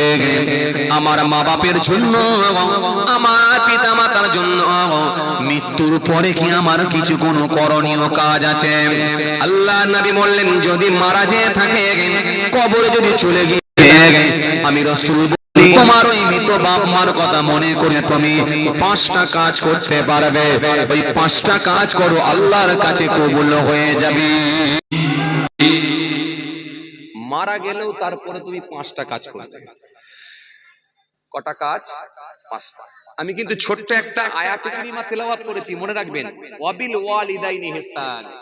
এরপরে কি ছিল? ওয়াবিল কুরবা ওয়াল ইয়াতামা মাসাকিন ওয়াল জারিল والجري الجنوب والصاحب ابن السبيل ولك طيبانكم ان الله يحب من كان مختلا فخورا।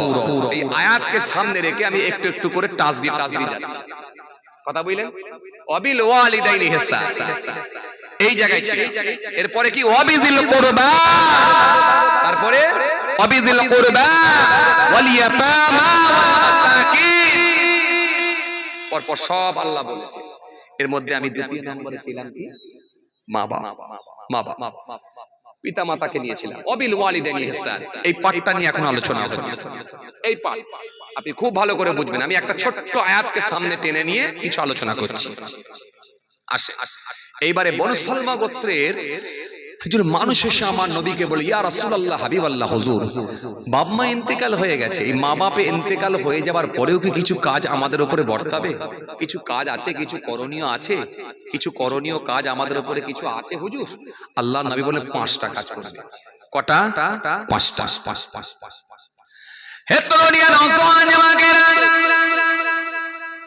হে আমার মুরব্বিয়েরা, বাবারা শুনে কে দিন না, বাবারা জেনে কে দিন না, কিতাবের মধ্যে পাওয়া যায়। নবীকে জিজ্ঞাসা করা হলো, হুজুর কি কি কাজ একটুখানি বলে।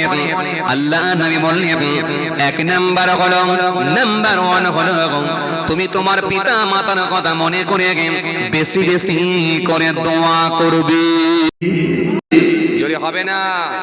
আরো জোরে হয় না? বেশি বেশি করে দোয়া করবে।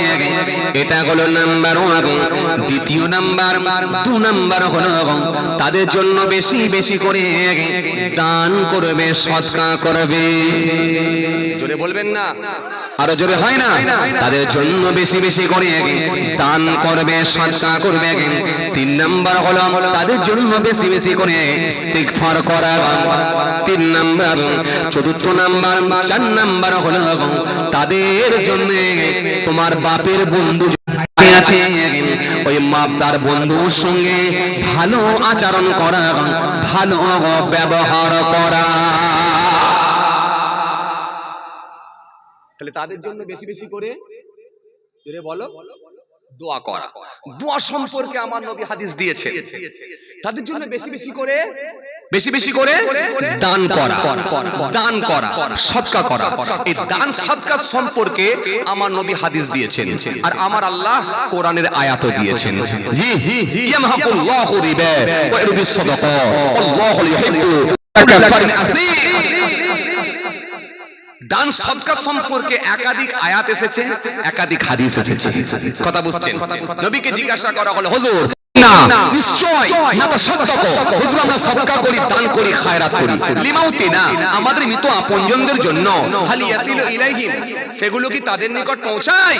নবীকে জিজ্ঞাসা করা হলো। নবী বললেন ক্বালা ইয়াসিলু ইলাইহিম ওয়া ইয়াফরাউনা কামা তাফরাউনা বিল হাদায়া। মাশাআল্লাহ, ভাইজান এসে গেছে, আমরা সকলেই চিন্তিত ছিলাম। সকলে তাকবীর দেন, নারায়ে তাকবীর, আর জোরে দেন নারায়ে তাকবীর। সিলসিলা মুজাহিদ জাম পীরের হক সিলসিলা ভাইজান হুজুর কিবলা অসমাপ্ত বক্তব্যকে সমাপ্তির দিকে আগিয়ে দিলাম। সকলকে সালাম।